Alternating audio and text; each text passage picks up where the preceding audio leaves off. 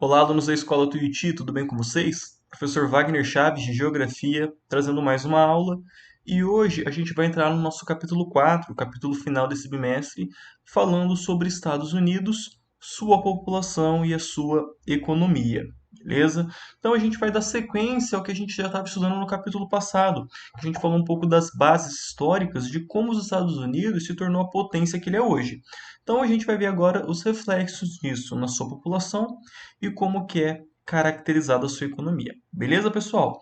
Então pegue o seu caderno, pegue a sua apostila e me acompanhe em mais essa aula. Bom, então lembrando, né? Os Estados Unidos, ele é um país formado por imigrantes.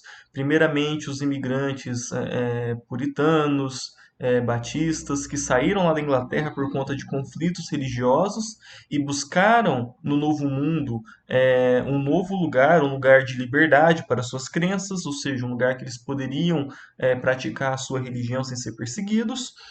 E depois de um tempo, os Estados Unidos se tornou um lar para imigrantes. Então, nós temos uma população italo-americana, ou seja, pessoas que saíram da Itália e foram para os Estados Unidos, uma população muito grande, de chineses na costa oeste, na Califórnia, de japoneses, enfim, os Estados Unidos sempre foram um país de imigrantes.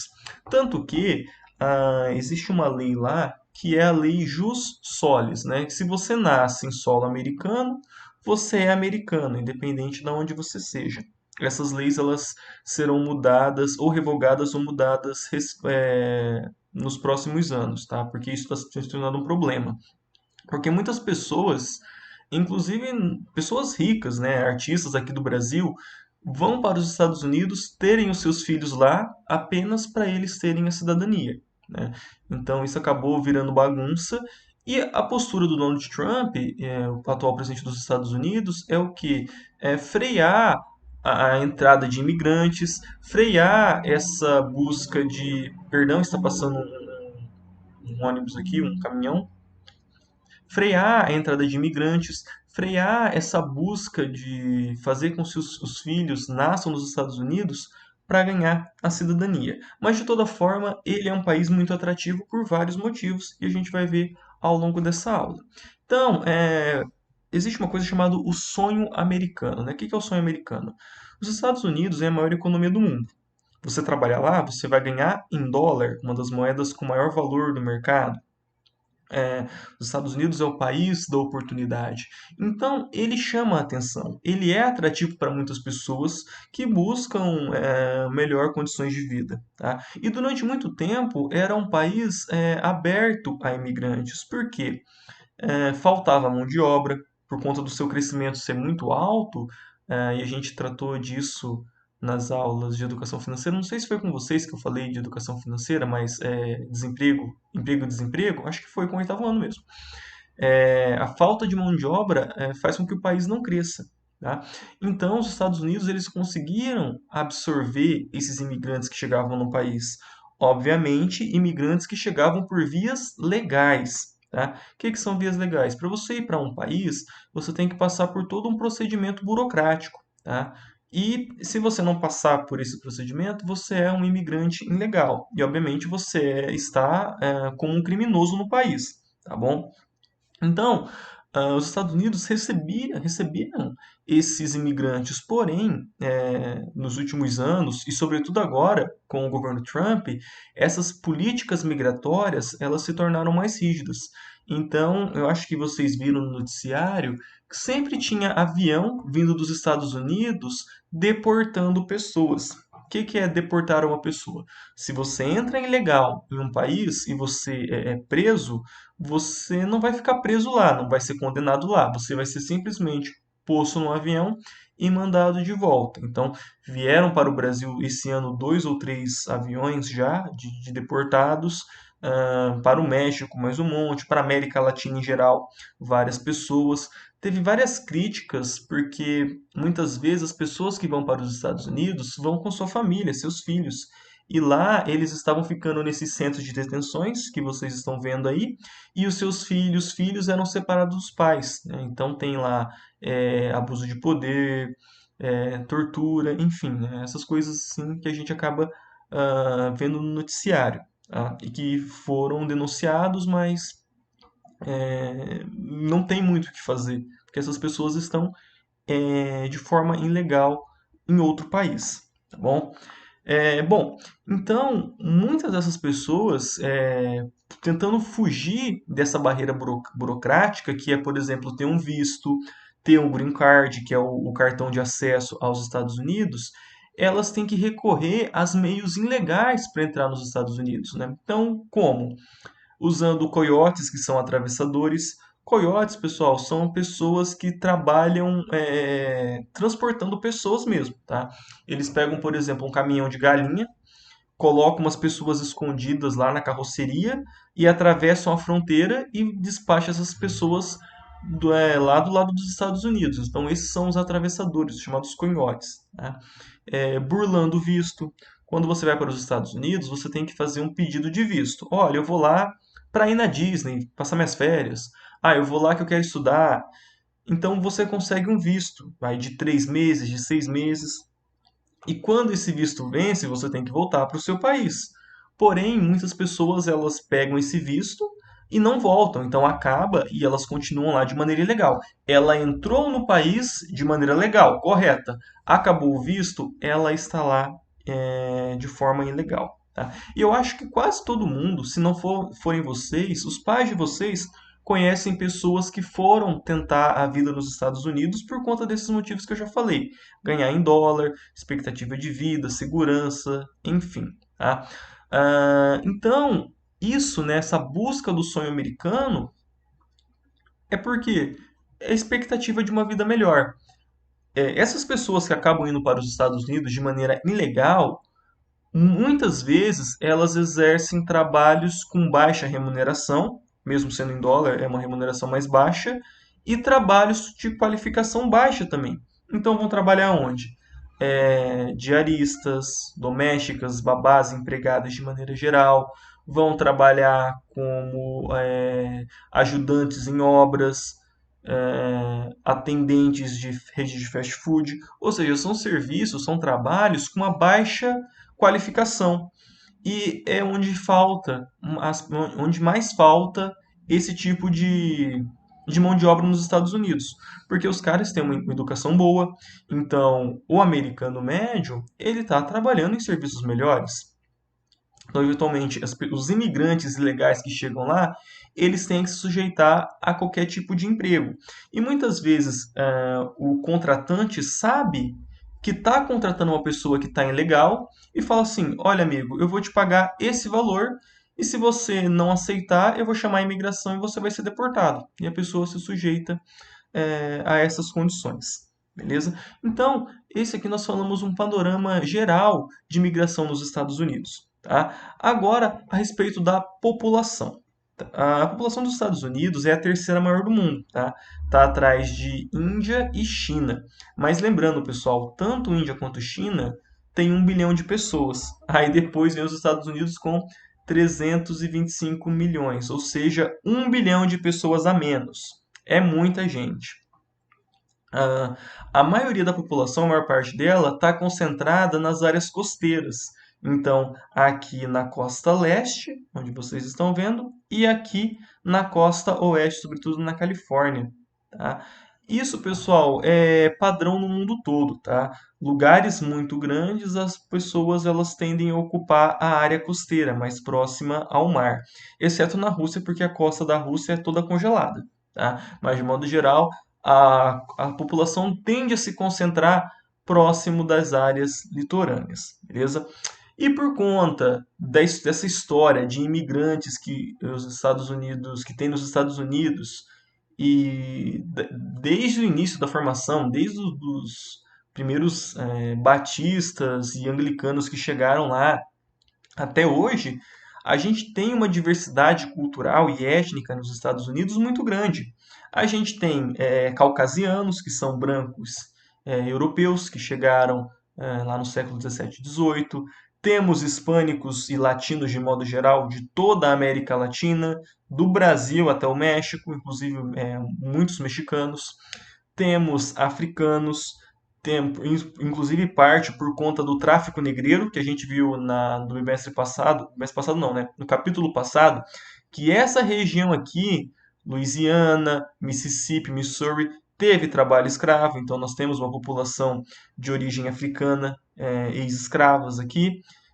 Asiáticos, muitos asiáticos aqui na costa leste. Então, ele é um país que tem uma diversidade cultural muito grande. A gente chama isso de um país cosmopolita. Então, em vários lugares dos Estados Unidos, você quer comer uma comida indiana, tailandesa, nepalesa, chinesa, japonesa, você vai encontrar, porque tem gente do mundo todo nos Estados Unidos, tá bom? É muito comum a gente ter uma espécie de segregação espacial. O que é isso?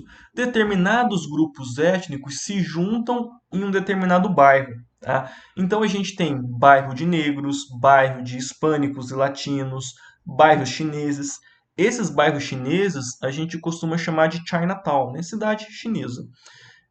Temos até aqui no Brasil alguns exemplos de Chinatown. Né? Hoje, aquela rua 25 de março, aquele comércio de rua, basicamente as lojas lá são de chineses.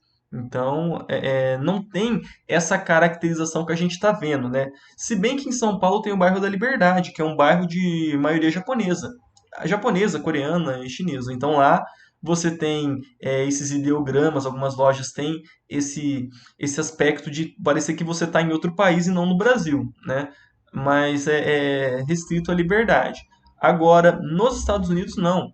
Todas as cidades grandes, Nova York, São Francisco, você vai ter uma Chinatown, que é um bairro asiático.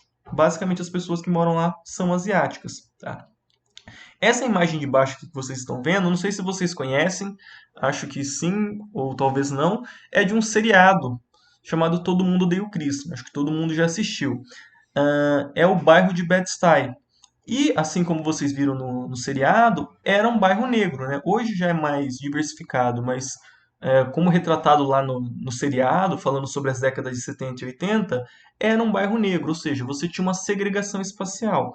Brancos viviam, caucasianos, né, viviam em um bairro, ítalo-americanos, que eram brancos, mas tinham essa origem italiana e chegaram depois, ali no início do século XX, outro bairro, negros em um bairro, latinos em um bairro, chineses em outros bairros, beleza? Então, normalmente, esses bairros étnicos, eles são mais afastados, né? Porque os bairros centrais são mais caros e destinados a quem tem poder aquisitivo. Então, se você não tem, você mora nos lugares mais afastados e, por consequência, com menos investimentos e carência em infraestrutura. No próprio Cris mostra isso. Ele estuda lá na outra escola, que ele tem que pegar 2 ônibus para chegar, porque é uma escola melhor, porque é uma escola para pessoas de um bairro caucasiano, um bairro branco.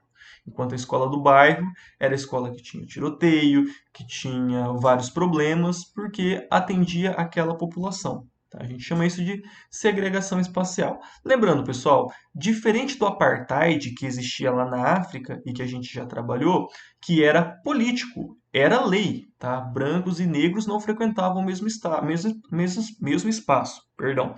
Aqui não, não é lei. Porém, se você tem certo poder aquisitivo, você vai frequentar um espaço e você acaba sendo limitado por conta do seu dinheiro, tá? Então, não é uma regra essa segregação espacial, porém acaba sendo uma realidade bem comum nos Estados Unidos.